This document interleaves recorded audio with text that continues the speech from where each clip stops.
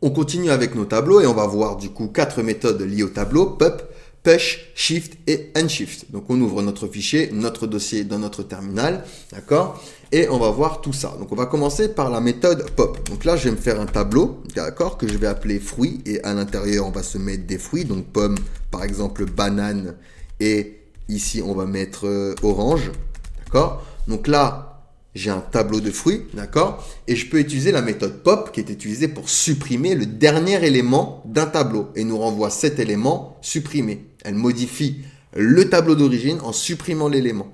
Donc ici, si je fais let dernier fruit, par exemple, est égal à mon tableau fruit.pop, alors pop, comme ceci, d'accord?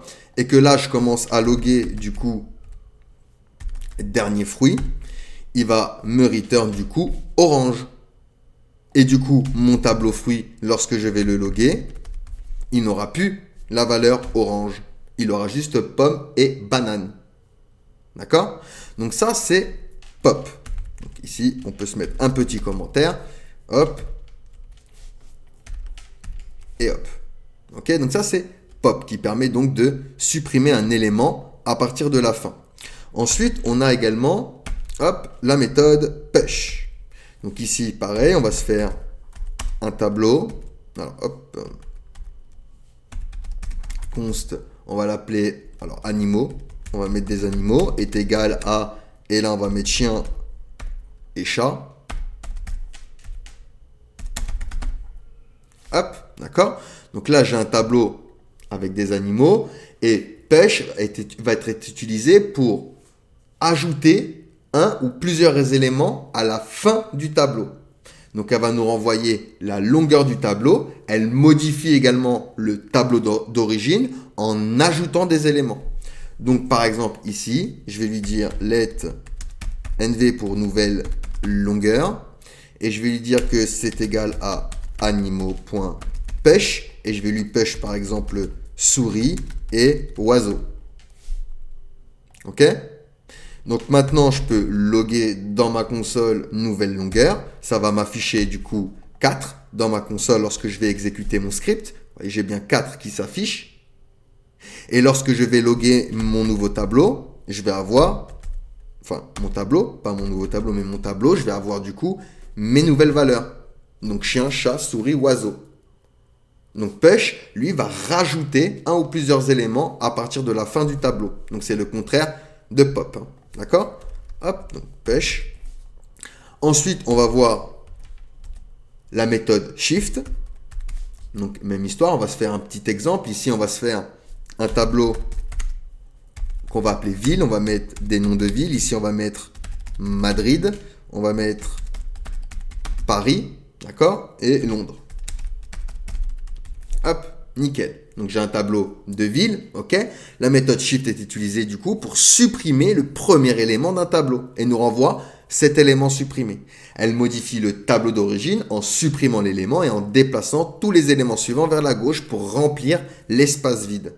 Donc ici par exemple, je vais faire une let first ville est égal à mon tableau ville.shift. Hop. Donc du coup, lorsque je vais loguer maintenant first ville, il va me return dans ma console Madrid.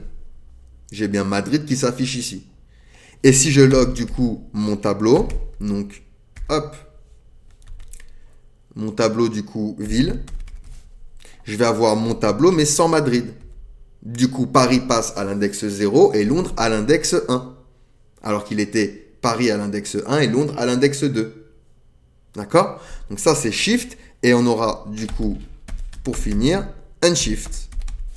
Donc unshift, lui, est utilisé pour ajouter un ou plusieurs éléments au début du tableau. Donc elle renvoie, pareil que pour la méthode push, elle va nous renvoyer la longueur du tableau. Elle modifie également le tableau d'origine en ajoutant les éléments et en décalant les éléments existants vers la droite. Donc par exemple, ici, je me fais let language est égal à un tableau avec HTML, CSS, JavaScript. Ok. Donc ici, je vais faire let nouvelle longueur est égal à langage.unshift et je vais rajouter Java et C++. Du coup, je vais loguer ici ma nouvelle longueur. Donc, il va me return ici 5, pardon, parce que j'ai rajouté 2 valeurs. Donc ici, hop, je vais bien avoir 5 s'afficher dans ma console. Et si je log du coup mon tableau, donc langage, hop, je vais avoir du coup un tableau avec Java, C++ au niveau de mes premiers éléments. Et ensuite, je vais avoir HTML, CSS, JavaScript. Donc voilà pour la méthode pop, push, shift et unshift qui servent du coup à supprimer un élément au début ou à la fin du tableau ou à rajouter des éléments au début ou à la fin d'un tableau. Allez, on passe du coup à la suite.